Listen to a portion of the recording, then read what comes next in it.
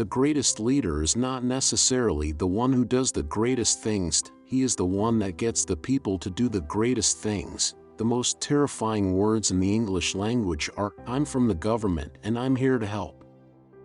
To those who cite the First Amendment as reason for excluding God from more and more of our institutions and everyday life, may I just say, the First Amendment of the Constitution was not written to protect the people of this country from religious values. It was written to protect religious values from government tyranny. We could say the government spend like drunken sailors, but that would be unfair to drunken sailors, because the sailors are spending their own money.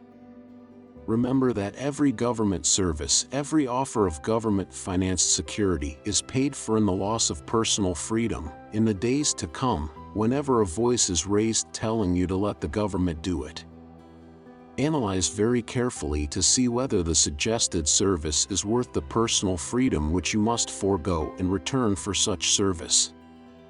Either you will control your government or government will control you. Government's first duty is to protect the people, not run their lives. Individual liberty depends upon keeping government under control. Concentrated power has always been the enemy of liberty. Government should do only those things the people cannot do for themselves.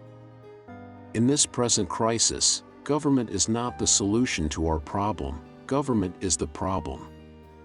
From time to time we've been tempted to believe that society has become too complex to be managed by self-rule, that government by an elite group is superior to government for, by, and of the people. Well, if no one among us is capable of governing himself, then who among us has the capacity to govern someone else? All of us together, in and out of government, must bear the burden. Government is never more dangerous than when our desire to have it help us blinds us to its great power to harm us. I hope we once again have reminded people that man is not free unless government is limited. There's a clear cause and effect here that is as neat and predictable as a law of physics. As government expands, liberty contracts. Freedom is the recognition that no single person, no single authority or government has a monopoly on the truth, but that every individual life is infinitely precious, that every one of us put in this world has been put there for a reason and has something to offer. No government ever voluntarily reduces itself in size. Government programs, once launched, never disappear. Actually, a government bureau is the nearest thing to eternal life we'll ever see on this earth.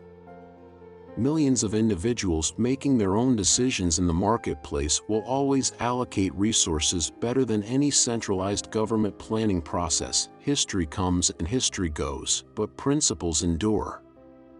And ensure future generations will defend liberty not as a gift from government but as a blessing from our Creator.